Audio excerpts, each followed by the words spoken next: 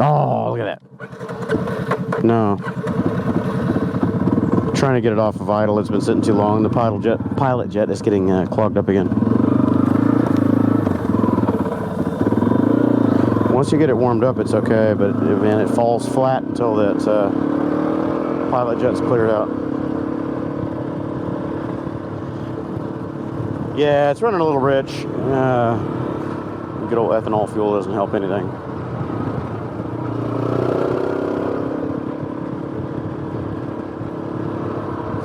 Well, good evening all. For anybody watching, I'm talking to my son on the Cardo, so just ignore any commentary that you don't hear the other side of. My son and I are running out to Barnes & Noble, one of the few remaining here in Houston. He needs to get a book for this upcoming school year. So I thought, hey, it's a nice night. Go out for a little rip. He's on the 500X. I'm on the XT250. I haven't ridden this thing in quite a time. It's been sitting in the garage, evaporating fuel away, I'm sure. I don't even know what my fuel limit is. I need to check. Yeah, just haven't ridden this thing in a long time. For no particular reason other than the battery was crap. I flatted the battery too many times and it didn't want to come back to health, so I had to push start it anytime I stalled it. For any time the pilot jet was clogged up and it didn't want to idle. It was always fun at stoplights because there's no kickstart on this monkey. You kill it and it doesn't want to start and you're pushing it. So anyway, I put a fresh lithium battery in here and it's running like a top. Pilot jet's still clogged up a little bit. I did a refresh on it, I don't know, 6 or 8 months ago, but it's been sitting since then again, and good old ethanol fuels have had their fun with my jets in the carburetor on this.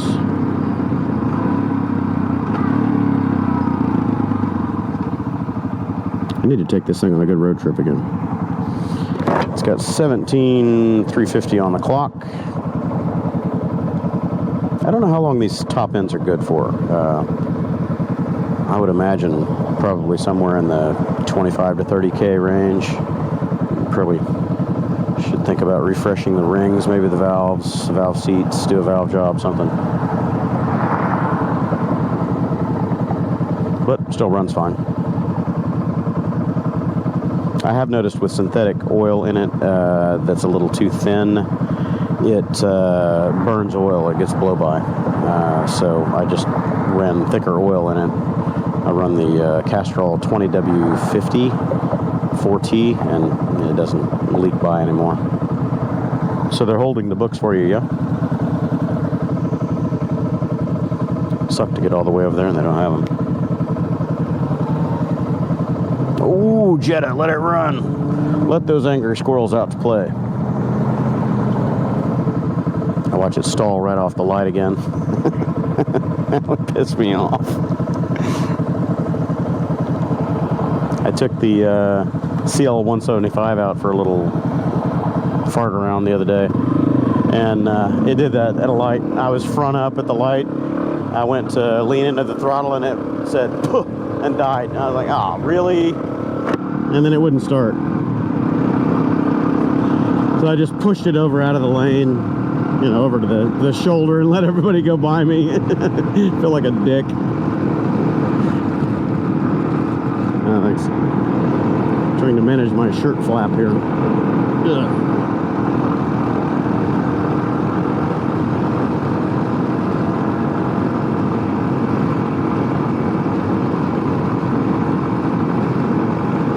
Yeah, the old XT250 is a good horse, man. It runs not super fast, but it goes anywhere you ask it to go.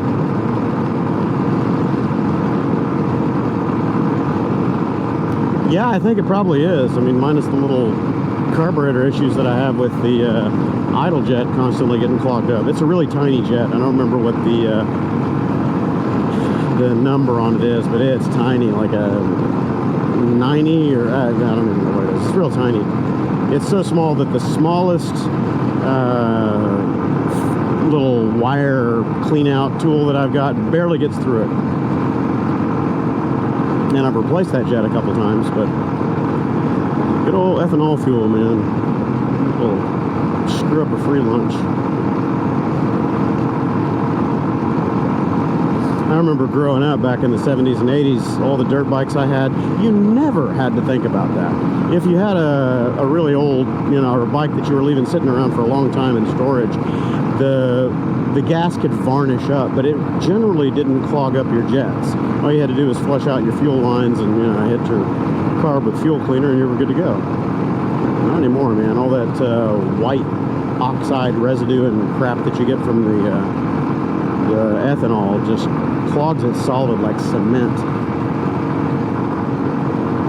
Fuel injected bikes don't have to worry about it quite so much, but anyway. The good thing about carbureted bikes like this is if you stall it on the trail, you can push start it, usually, as long as you have enough traction for the rear tire.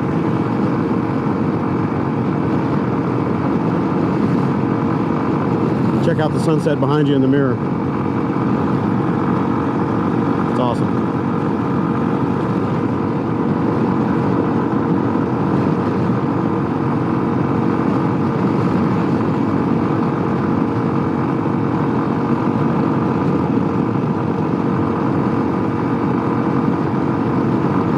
Feels good out here.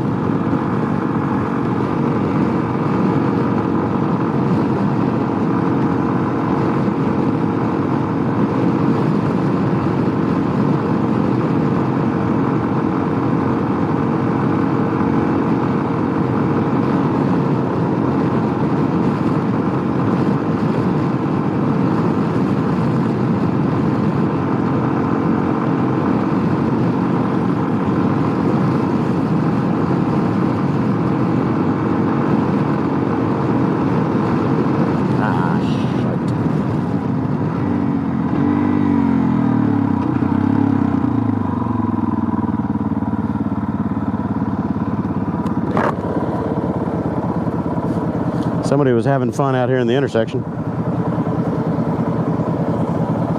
Very narrow track. I think that was a bike. It was a bike doubled over. Hope it was in the middle of the night when no one else was out here.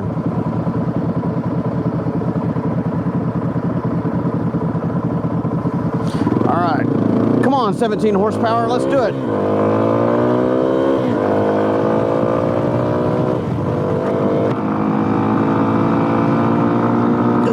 Go.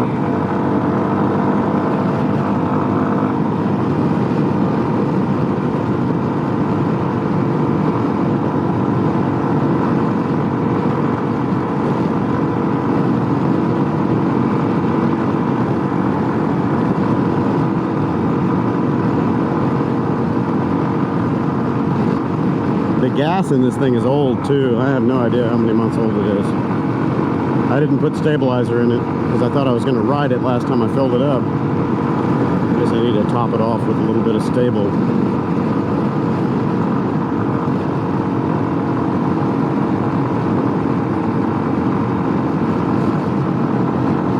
I took my cruise control off of this thing, I forgot. I was reaching for my lever, it's not there.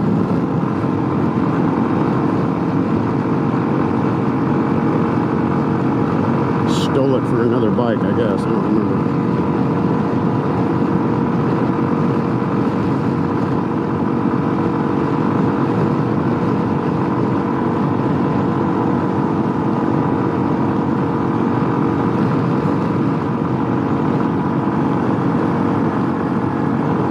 It's a pretty sunset tonight.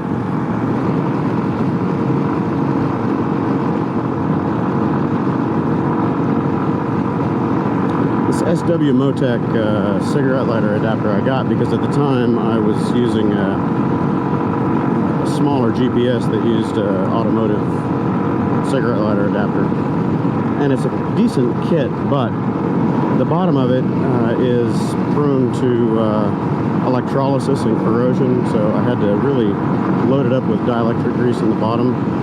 Even then it tended to try to flatten my battery.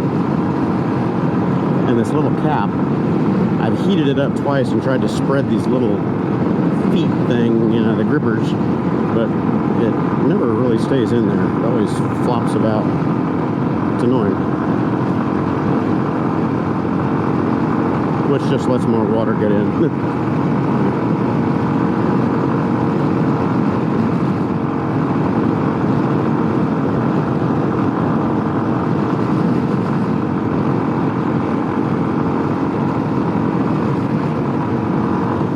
I'd like to take this thing back to Arkansas and do the mountains up there again. It's a fun trip.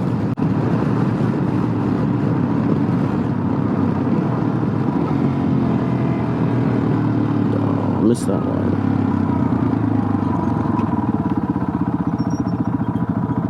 Need to do my rear brake on this thing too. It's starting to squeak a bit.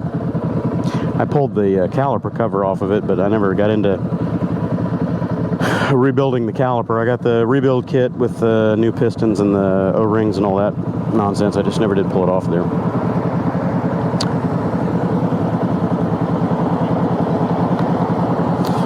The best way to do it is play music and move them around. Take the helmet on and off a few times and get them centered up over your ears.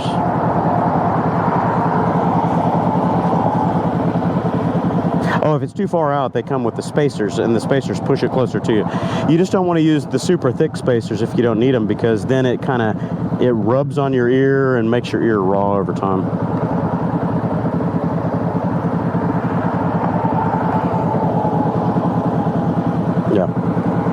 Yeah, you find the spot where they're kind of centered over your ear, and then you have to work with the thickness. So.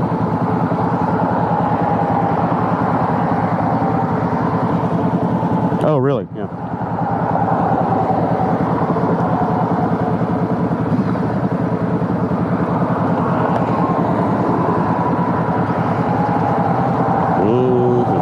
Red light. How many cars go through on the red? At least 4. Green, green, green. Not for us.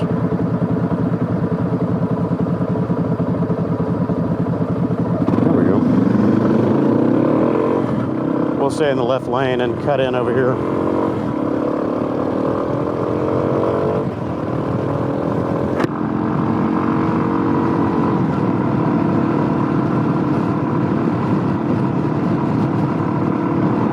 So which bike do you like better, the 500F or the XT6? Yeah, I like the XT6. It's just a little top heavy, and it's hot. Man, it runs hot. Well, it's not as hot as the Ducati or the R1, but it's still hot. It's much hotter than these because the radiator's up front and it's open, so it doesn't blow all the heat right on you.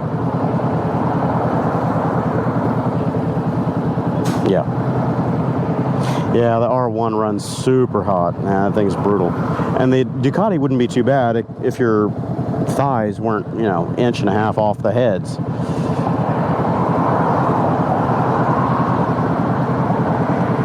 Oh yeah. Yeah, the R1 is a hot bike. Hey, Riker, all right. Not wearing a helmet. Squiddly.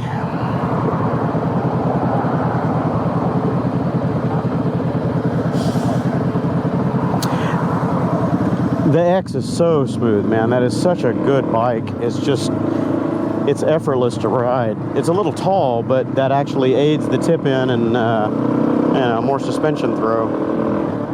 Okay, so it's going to be right over here somewhere. Yeah, Barnes & Noble right there.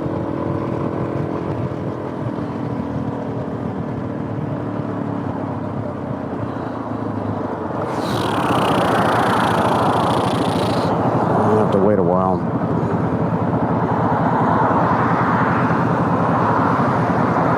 Yeah, this thing's a good commuter bike too. It's not fast enough for, you know, real fast highway chores, but you know, it'll do 70, 75. Yeah, I mean, and it's not a long distance highway bike, but for around town stuff like this, it's great. Plenty of suspension throw. I could go over these curbs and barely slow down. Okay, I'm gonna squirt. If you can't make it, don't push.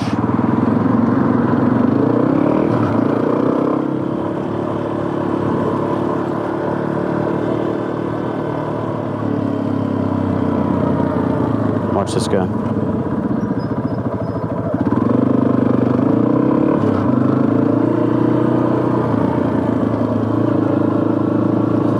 I always forget there's an academy over here too.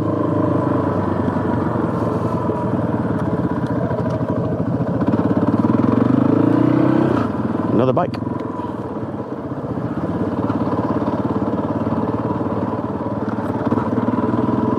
You barely even feel the speed bumps on this thing. You just thump, thump. What was that? Was it a seam? What was that? Oh, here we go. Right by the front doors. Let me scoot over for you.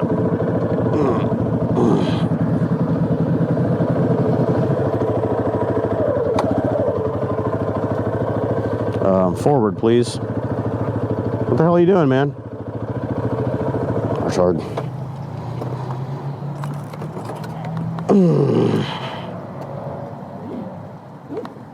Okay then, off we go. I'll go ahead and lock the column just in case somebody wants to be funny. Okay, Barnes & Noble, here we come.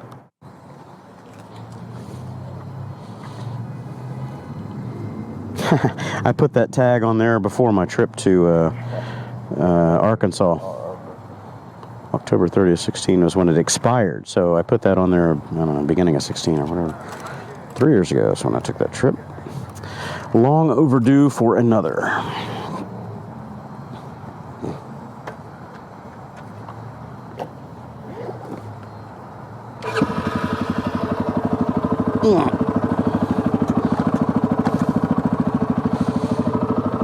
Yoga. Okay, back the way we came. We can go out the side this time now. It's a nice little Miata. Yeah. See these speed bumps? I don't even feel them. I don't even feel them, man. I just thump, thump. What was that? There we go again. 15 miles an hour. Thump, thump. The bike barely moves. Every now and then I can find the right speed where the bike never moves at all. The suspension just absorbs it. So it beats the moment of inertia of the bike, you know.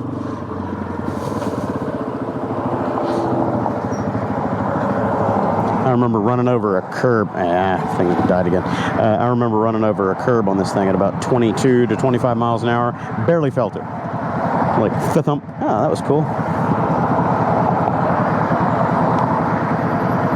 Yeah, it's got, I don't remember what it is, 11 inches of travel. It keeps dying at idle. I'm going to find that. I don't know if it's a weak ignition coil or what causes it. It just, well, it's the idle jet, but it just, I don't know, it just coughs and dies. And I think it might be a weak ignition coil or something. I don't know.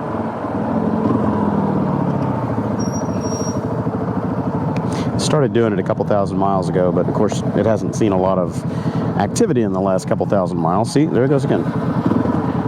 It's annoying the shit out of me. So when you got a dead battery, this is a real problem. You can't restart it. You got to push start it and hold the idle up artificially. No, this is electric only.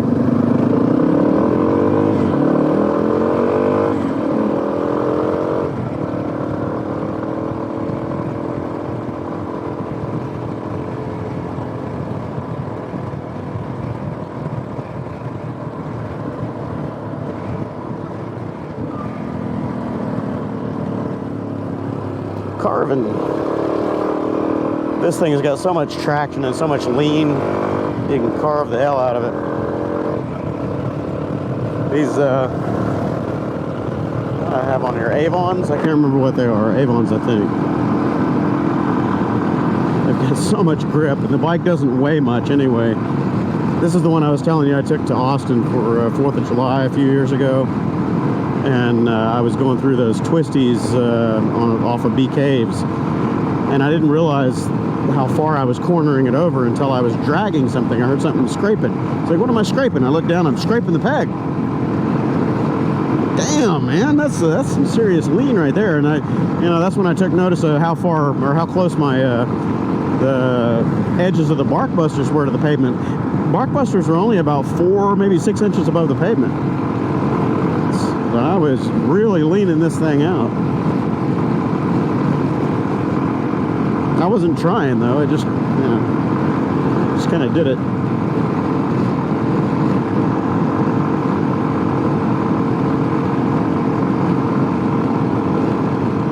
Pretty sunset.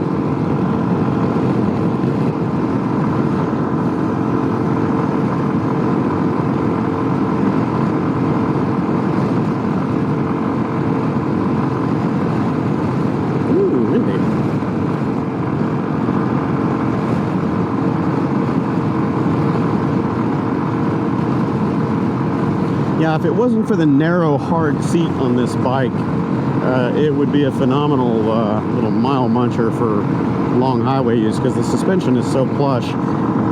Tooling along at 55 to 60 miles an hour, it's like floating on air.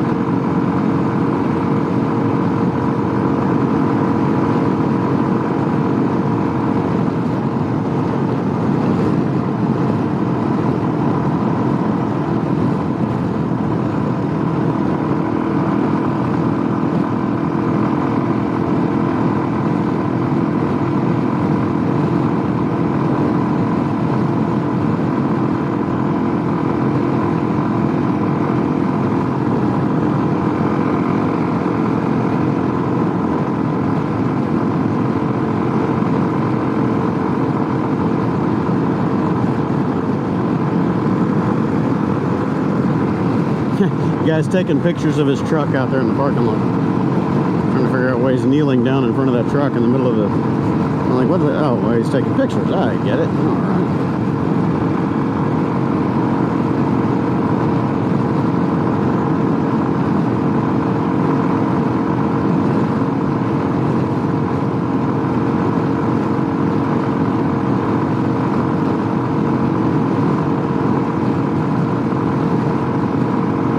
Feels really good out here tonight.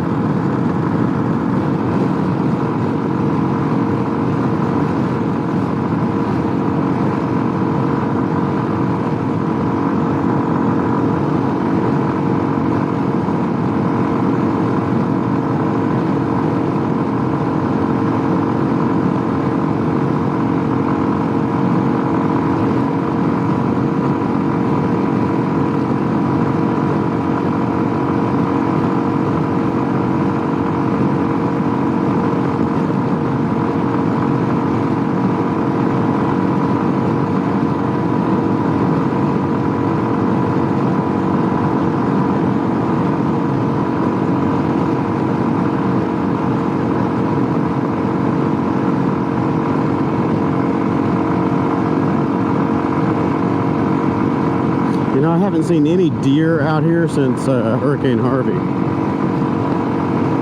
I haven't seen any deer out here since Hurricane Harvey. Used to be deer jumping across the road all the time. Yeah, snakes are out here for sure, but used to see a lot of deer out here at night, right around this time of night.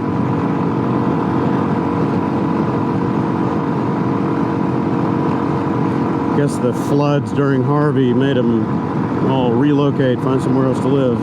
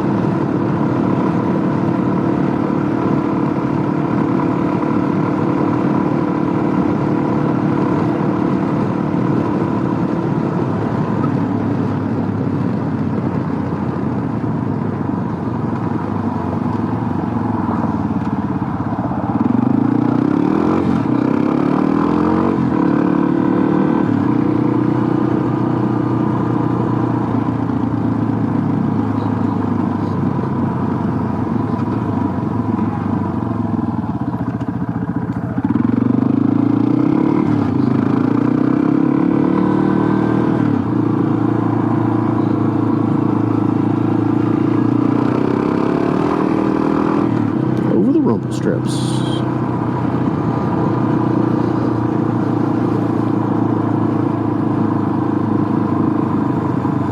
Alright, well, another little evening ride done and gone.